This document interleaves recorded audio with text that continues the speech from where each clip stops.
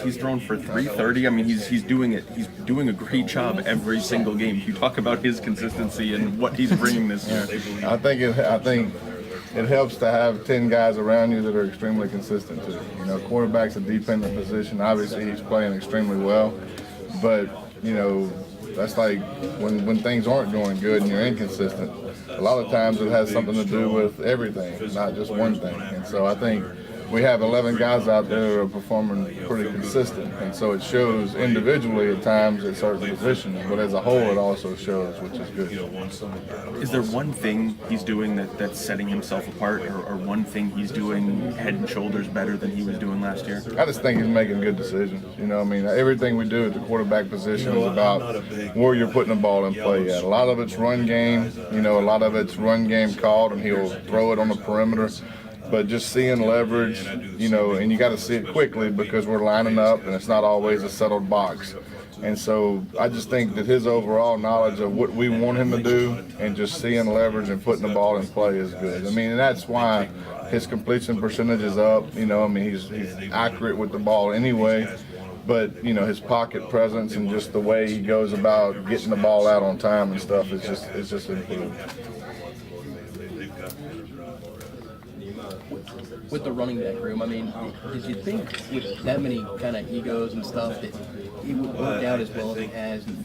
Whenever somebody else has gone in, it's always kind of worked out for you guys. Yeah, I mean, I think anytime you're a backup or whatever, there's always a sense of, you know, I want an opportunity, and that gets frustrating at times. And I think you gotta give Jaywan credit for keeping that room in check. You know, I mean, those guys are eager. And I haven't seen any attitude issues out of them. And when they get their opportunity in the game, they take advantage of it. And that's how you get more opportunities, you know. I mean, that was obviously been the case all through the course of the season. You've seen them, some of them go in the fourth quarter and, you know, make 2 or 3 plays, and the next week they're playing 15, 20 reps instead of 5 or so, you know. So, I mean, in this game, especially when there's competition, is always about opportunities. You know, all we can give is opportunities, and all we can do is give opportunities based off what we see. And so we're going to play the best players. But then when you get your opportunity, if you go out there and perform, obviously we're going to play you more. And so I think the attitude has been the key, really. That whole room stayed extremely confident and patient. You know, it's just hard. It's hard to wait and not get tired by waiting. Talk about opportunities there. Dana said 2 weeks ago he thought Cody had his best game until this past week when he thought Cody had his best game. Can you talk about him, what he's been able to do, and what his versatility allows you to do with him? Yeah, I mean, I think that in the past, Cody hasn't met the physical part of the game the way we wanted to. I don't think that's the case this year. I don't think that's the case for the last 2 games in particular.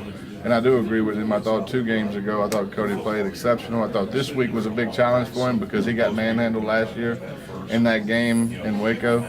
He knew it, you know, they filmed the game, so we watched it again, and so I thought he met the challenge, you know, head on. I thought he played exceptional against a really good player. So yeah, I do believe his consistency has, and him and Eli both have played extremely well, which allows us to get in those bigger sets and run the football a little more effectively. At a certain point, you saw that this season. I don't want to call it the evolution of the offense, but the further development in the run game. Yeah, no doubt. I mean, I think that, you know, with the addition of Coach Cook back there, you know, and what he brings, we became a little more physical, a little more come right at you type offense. I mean, we've incorporated a little more tight ends and fullbacks to take care of edges, because that's basically what defenses are doing today, is they're mucking up the edges, you know, and making you know, getting people off the edge to make plays. So you either got to do one or 2 things. You either got to go lighter or go heavier, you know.